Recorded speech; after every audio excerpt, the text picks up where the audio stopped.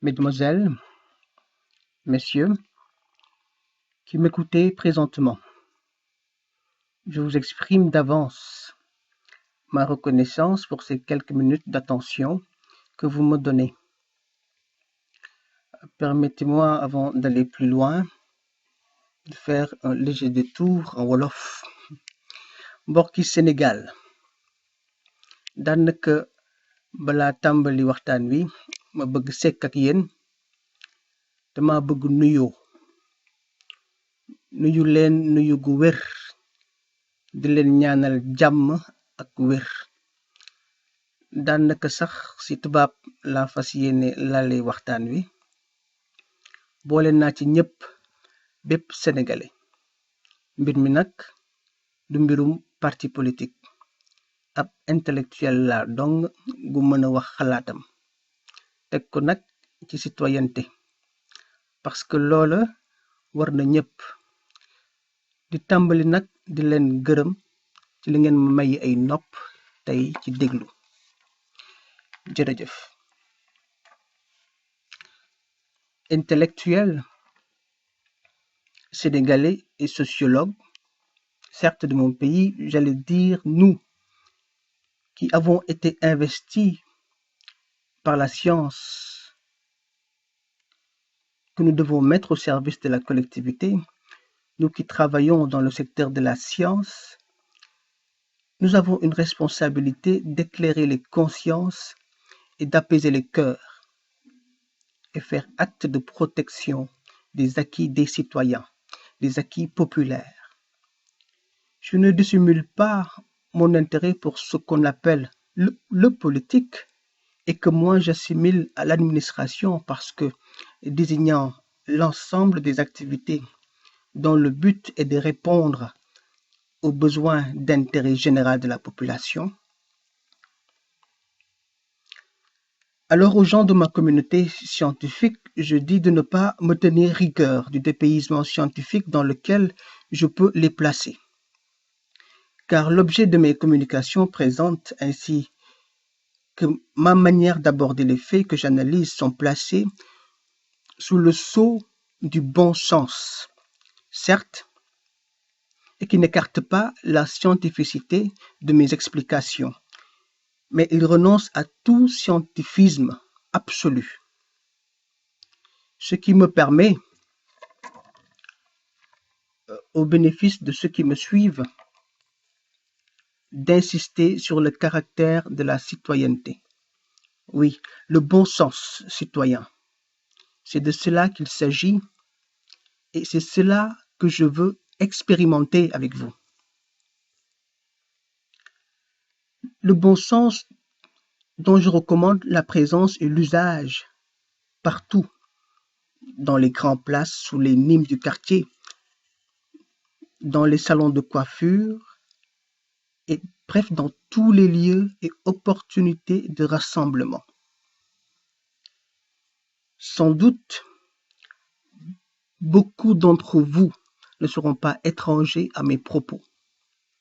Vous serez d'accord ou vous ne serez pas d'accord, mais le sujet ne vous sera pas étranger. Mesdames, Mesdemoiselles et Messieurs, encore une fois,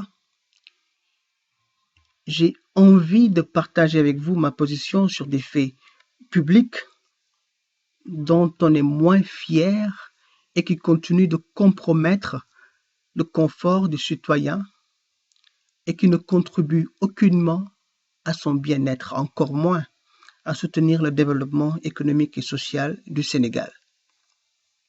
Durant 2 semaines, beaucoup de quartiers de Dakar sont restés sans eau à la suite d'une panne survenue accidentellement, selon certains, à Keur Momar, interrompant le service de distribution de l'eau potable vers les ménages.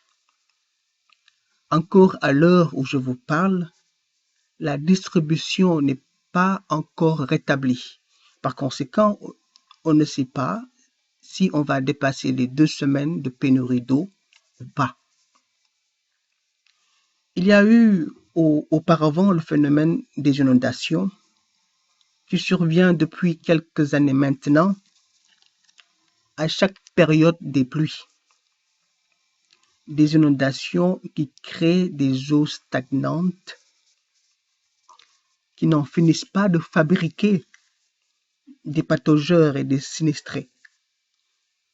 Des eaux qui rencontrent des difficultés à être évacuées des zones où elles se concentrent et qui finissent par y rester toute l'année durant jusqu'à ce que de nouvelles eaux de pluie les y trouvent, créant, comme vous savez, des situations insupportables pour les ménages.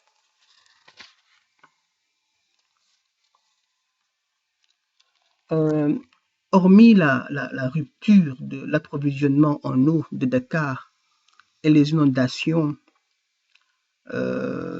ponctuées de sinistres, il y a aussi plusieurs points qui préoccupent, notamment le retour des délestages dans les quartiers, le programme des bourses sociales dans sa conception et sa mise en œuvre, la pertinente idée de la couverture maladie universelle et de la gratuité des soins des enfants de moins de 5 ans qui peuvent nous interroger sur son budget, sa pérennité, sa rentabilité, etc. Il y a aussi les questions du panier de la ménagère, tant pour moi, de la vie chère, de l'emploi des jeunes, de la faiblesse du taux de croissance, le détournement de deniers publics et la poursuite contre les biens mal acquis. Bref, toute une grande batterie de questions à problèmes pour lesquels nous n'avons pas encore, en tout cas le Sénégal, trouvé solution. Des problèmes qui contribuent à nous faire régresser sur le plan du développement économique et social. Mais aujourd'hui, je voudrais contribuer sur la question de la rupture du service en eau à Dakar. Une rupture, comme je l'ai déjà dit, qui dure depuis 2 semaines.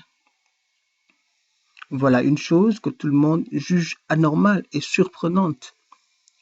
Ce qui est surprenant, c'est moins qu'il y ait une panne accidentelle, mais qu'il n'y ait pas la compétence qu'il faut dans un pays comme le Sénégal pour résoudre le problème en un délai raisonnable. Et cela en fonction des besoins vitaux de l'approvisionnement quotidien en eau potable des ménages dans la région de Dakar. Ce qui est surprenant et cette fois à la limite inquiétant, c'est que ce n'est qu'aujourd'hui qu'on se rend compte que les installations, je dirais hydrodistributeurs, je ne suis pas technicien, que ces installations datent de l'administration coloniale et sont forcément vétustes, et qu'on soit resté encore passif devant l'impératif de faire des investissements de modernisation. Voici que le cas de figure de la Sénélec nous revient. Le problème des installations vétustes, c'est un problème, comme si la SDE fonctionne à perte. Les investissements se font à partir de l'épargne interne réalisée. L'entreprise avait besoin d'investissements de renouvellement et de modernisation. Et malheureusement, on ne l'a pas fait. On m'a rapporté qu'il y a eu des rejets de responsabilités dans lesquels la SDE soutient avoir déjà sonné l'alerte sur ce problème qui étrangle aujourd'hui la vie des Dakarois. Mais de toute façon, les responsabilités sont partagées entre l'État et les privés qui se sont engagés dans l'aventure de la SDE. Ces privés ont des intérêts à protéger aussi dans cette affaire. Alors, même si une partie fait la sourde oreille, l'autre partie contractante, qui a aussi des intérêts dans la SDE, doit prendre ses responsabilités financières pour faire les investissements qu'il faut afin de maintenir un service de qualité et d'éviter les désagréments comme celui-ci. La SDE, il faut le dire, est une entreprise rentable. Alors, l'épargne de l'entreprise doit être utilisée pour les investissements de l'entreprise. Ce n'est pas responsable de vouloir accuser qui que ce soit. Il faut assumer. Cela remet en cause la capacité managériale de nos chefs d'entreprise. Mais rassurez-vous, ce n'est pas un problème de formation. Nous avons au Sénégal, dans nos universités et écoles, de bons curricula de management qui nous valent aujourd'hui d'accueillir beaucoup de ressortissants des pays africains, des pays amis. Il y a aussi que beaucoup de nos cadres et techniciens sont formés à l'étranger, soit à titre privé, soit par le truchement de la coopération nouée avec les pays du Nord. Nous, à mon avis, non, j'allais dire non, et non, à mon avis, ce n'est pas un problème de formation. C'est un problème qui relève de notre sociologie. C'est un problème qui relève de notre sociologie et qui met en évidence le rapport du modèle de l'être sénégalais, ce que j'appellerais l'homo sénégalensis, avec la culture de l'investissement et son utilité. C'est un problème qui met en cause le Sénégalais et sa culture de l'investissement. Le paraître chez nous est au début et à la fin de tout, même dans notre rapport à l'économie. Tant que nous sommes en contact avec l'argent,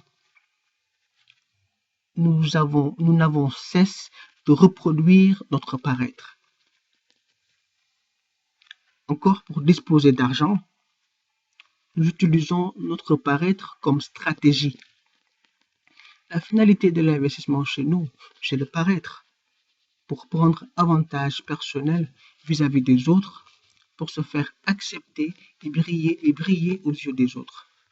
Même devant les exigences de la rationalité formelle qui conditionne la gouvernance scientifique de l'entreprise ou de l'État, les investissements dont nous savons qu'ils ont pour finalité le profit pour l'entreprise et le bien-être des citoyens si c'est l'État, les Sénégalais développent des stratégies d'infiltration pour violer la légalité parce que nous, Sénégalais, nous sommes obnubilés par les avantages du paraître au détriment de l'intérêt public.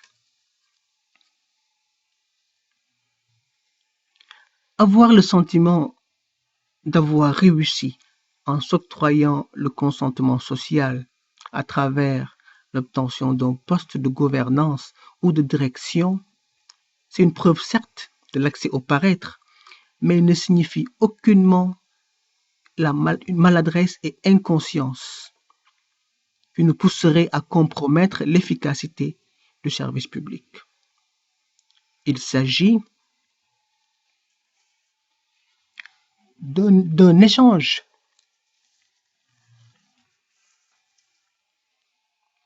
Lorsqu'on reçoit de la société, nous avons obligation de rendre.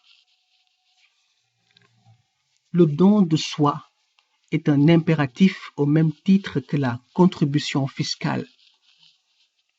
En tant que fonctionnaire, nous recevons un salaire, par conséquent, le service public nous incombe et surtout, la qualité qu'on lui donne nous incombe. C'est parce que nous n'avons pas le sentiment de l'obligation de rendre que l'indiscipline et la corruption a connu un niveau inquiétant dans notre pays. C'est parce que nous n'avons pas le sentiment de l'obligation de rendre que le Joola, ce bateau naufragé, a enregistré et a été la plus grande tragédie maritime du monde. C'est parce que nous n'avons pas le sentiment de l'obligation de rendre que Dakar a été privé d'eau pendant des jours et des semaines. Et oui, parce qu'on minimise tout, on a peu de rigueur sur le travail, sur notre travail, sur le service public. C'est parce qu'on n'anticipe pas sur les risques. On n'anticipe pas sur les risques éventuels. Pour le Joola, par exemple, les autorités compétentes à l'époque en place, une fois saisies, ont eu la réaction du genre: le bateau a disparu sur les radars, il va réapparaître, ce sont des faits habituels. Ce sont là des témoignages qui ont rapporté ces informations, des informations que nous prenons aujourd'hui comme données d'analyse du comportement des Sénégalais. Dans le culte du travail, dans le culte du service public. Pour la SDE, hormis cette panne en réparation, 3 pannes sont survenues dans les délais de garantie et encore on a eu le cran de minimiser et de promettre encore mieux des délais de réparation rapides. C'est parce qu'on a minimisé l'incident qu'on a faussé les échéances de livraison. Une faute technique de management et de communication, bien entendu. Encore une fois, ce n'est pas la compétence parce qu'il y en a beaucoup dans ce pays, mais c'est au niveau des habitudes non formelles. Ça, c'est de l'informel des grandes entreprises. Ça, c'est digne du marché de Sandaga où l'on vend la sauvette. Les marchands ambulants n'ont rien à envier aux managers des entreprises d'État. Il y a de ces comportements de management que l'on retrouve dans l'économie populaire. Oui, dans l'économie informelle. L'État, comme ces entreprises, sont rouillés par ce phénomène. Et ça rend tout le monde incompétent au résultat et incompétent au bilan. Encore au Sénégal, on ne s'évalue pas. Tout le monde dit que les Sénégalais oublient vite. Non, il n'en est rien, ils n'oublient pas. C'est parce qu'ils sont dominés par leur impératif de paraître, de se faire accepter et aimer des autres. Alors, on se cramponne sur le ponctuel, voire le présent. Par conséquent, le passé et le futur est délaissé. La gouvernance scientifique ne peut pas se passer de la prise d'informations en termes d'évaluation des actes passés et de l'anticipation en termes de projection et d'investissement. Toutes les évaluations et bilans programmés se font rarement car le moment arrivé, les Sénégalais sont plus préoccupés par leur paraître, qui est ici la finalité ultime des réussites personnelles. Au contraire, c'est une réussite collective continue qu'il nous faut. Le sens du service public La tendance à minimiser le manque de rigueur témoigne d'un refus de l'obligation de rendre de la société qui nous donne pourtant salaire et revenus et par laquelle nous trouvons notre paraître qui nous est cher et qui nous permet de nous afficher et de réussir notre vie. Toutes les entreprises en difficulté et qui sapent le confort des Sénégalais doivent revoir ces deux paramètres dans leur système de gouvernance. Très peu d'entreprises s'appuient sur la recherche-développement, alors que la gouvernance suppose des anticipations et une gestion des risques de services et de crise.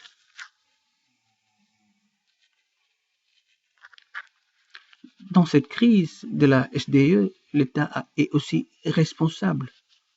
Son intervention rapide aurait pu éviter beaucoup de désagréments aux ménages qui ne reçoivent que 10% du stock d'eau douce, les 90% restants étant répartis selon un conseiller du président Macky Sall en personne entre l'agriculture et les industries. L'État souverain financier pouvait mobiliser le montant requis et les experts appropriés pour résoudre le problème en un temps record. Mais non, il est resté dans l'expectative comme tous les Sénégalais privés d'eau. L'État a eu aussi une perception très minimaliste, légère et laxiste de l'incident au moment T des faits.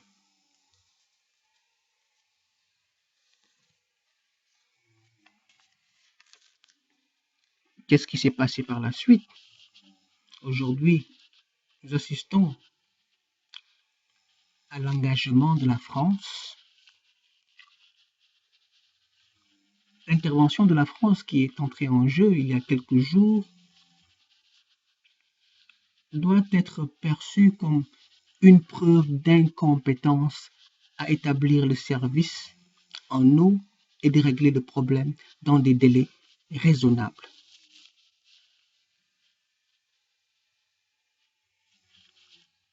Nous savons que ce n'est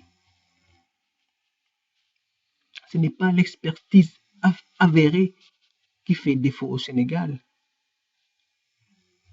mais c'est pire que ça.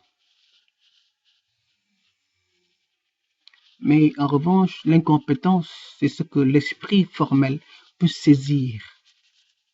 C'est regrettable, mais c'est une piste de sanction. Il faut dire aussi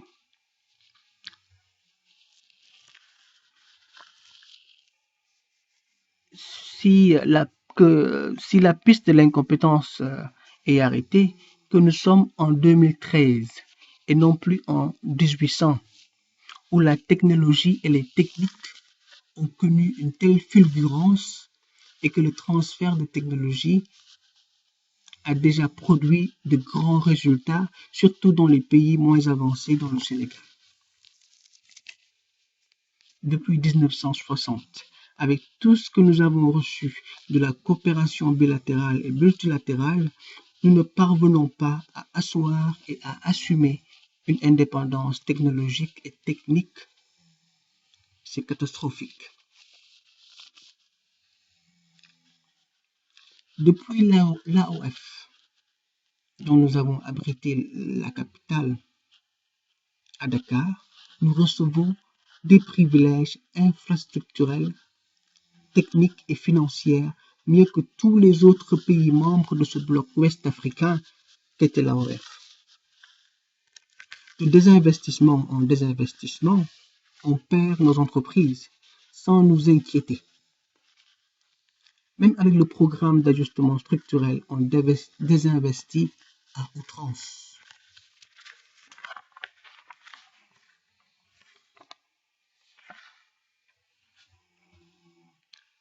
Et oui, nos entreprises ne sont pas compétitives et on est obligé par conséquent de privatiser. La privatisation, à mon sens, a un sens plutôt qui est que l'on renonce à une partie de ses droits, de sa souveraineté, c'est reconnaître son incompétence et s'appuyer sur les compétences des autres opérateurs, privés ou pas, plus doués que nous pour servir et nous permettre de survivre. Où sont passées les compétences sénégalaises, les compétences du Sénégal dont on vante la finesse de ses ressources humaines, étant donné que le pays est pauvre en ressources naturelles? Où sont passés tous les efforts accumulés depuis l'AOF et en 53 ans de souveraineté nationale connectés au monde capitaliste? Et oui, nous étions toujours connectés au monde capitaliste et nous le sommes encore. Il y a une prétention sénégalaise qui dit que nous sommes meilleurs partout, alors que nous sommes quasiment les derniers. Nous faisons partie des pays les plus pauvres au monde.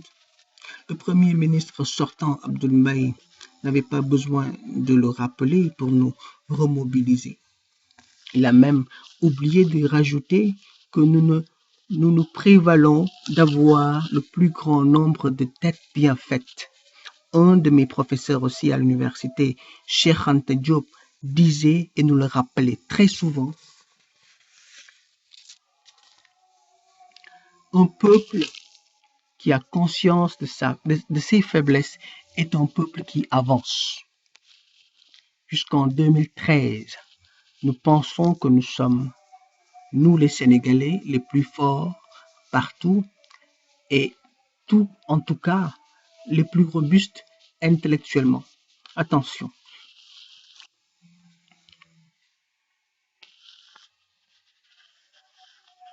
Et avec ça, on tente de dissimuler malheureusement nos faiblesses qui nous trahissent au grand jour, à l'heure où il nous faut apprécier les résultats et faire le bilan. C'est encore plus humiliant au regard des autres pays d'Afrique et du monde.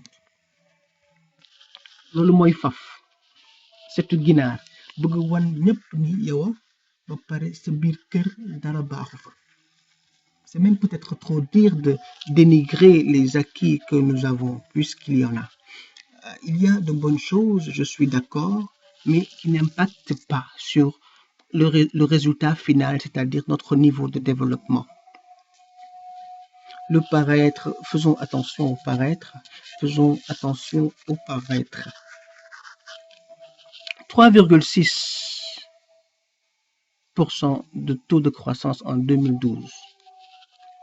Le FMI prévoit pour nous 4% de taux de croissance en 2013 et 4,6% de taux de croissance en 2014. Le FMI nous talonne et nous l'aurons encore plus dans nos baskets si on ne se remobilise pas et qu'on travaille assez et de manière juste. Nos experts locaux pouvaient bien faire ces prévisions pour communiquer avec le peuple sénégalais sur des statistiques passées, présentes et futures pour assurer les années à venir, mais ils ne l'ont pas fait.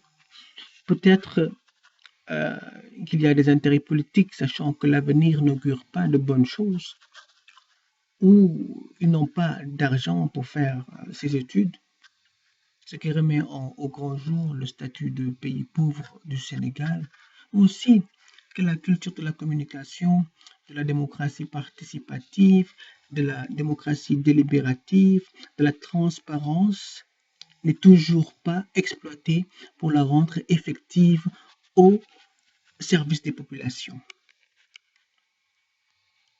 Aujourd'hui, ce sont les missions du FMI qui nous gratifient de ces chiffres et ou qui nous le mettent en pleine figure.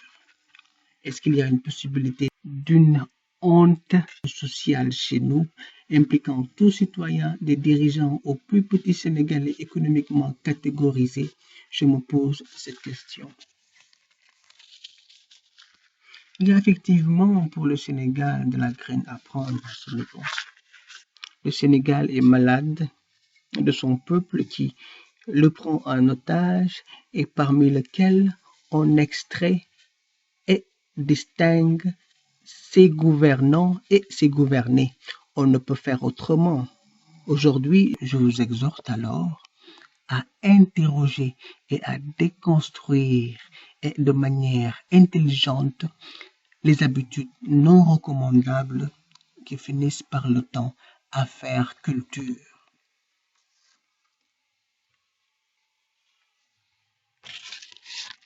Un autre point très sensible que nous allons intégrer peut-être dans notre communication, il s'agit de la problématique de santé publique liée à la rupture de l'approvisionnement en eau. Des risques de consommation d'eau non potable peut créer des malades à n'en plus finir. L'eau claire, comme on dit, n'est pas forcément de l'eau potable. Hormis l'effort de distribution en eau dans les quartiers, certaines populations n'hésitent pas à puiser dans les puits si elles ont dans leur concession, si elles en ont dans leur concession. Et aussi les voisins également viennent s'y ravitailler.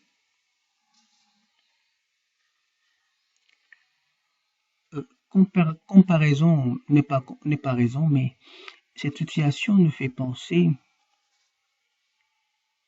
à la recommandation de l'ancien président Abdoulaye Wade de retourner à l'usage des bougies après qu'il s'est senti impuissant face à la récurrence des délestages d'électricité de la Sénélec. Aujourd'hui, sans eau potable, beaucoup recourent aux puits comme cela se fait le plus naturellement du monde au village. Bien, on ne va pas nous reprocher de penser que les populations rurales sont moins exposées au risque de maladie en consommant l'eau des puits ou même des pluies. Nos grands-parents ont vécu comme cela et ils n'en sont pas morts. En tout cas, ce qui est manifeste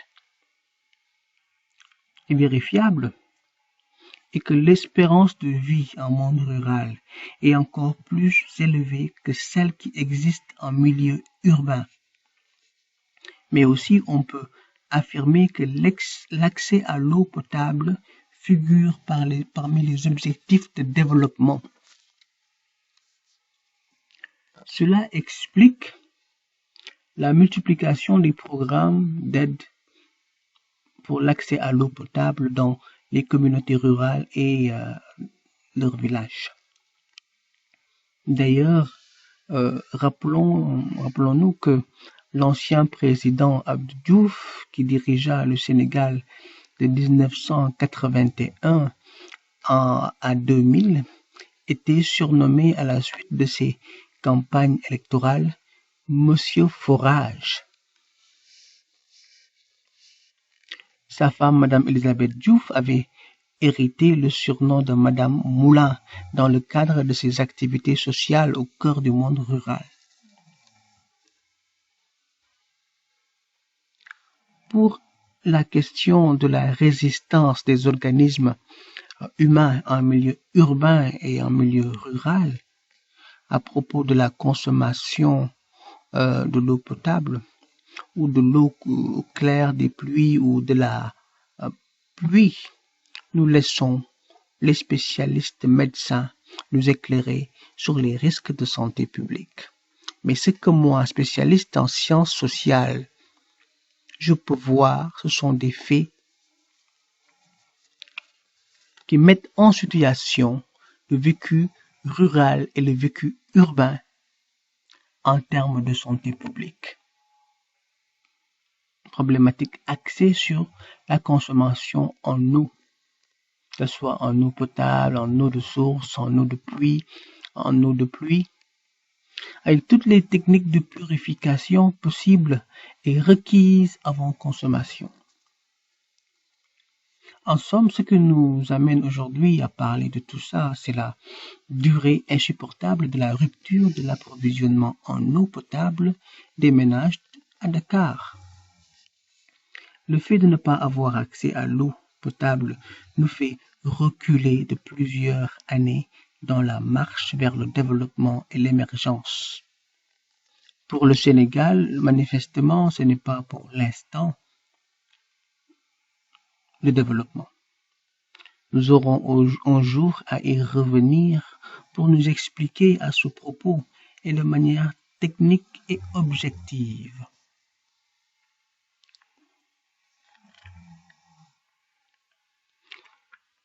Bien, mon round-up sur la question de la rupture du service d'eau à Dakar étant fait, et naturellement, il pouvait encore faire ressurgir d'autres stations de réflexion utiles pour les Sénégalais.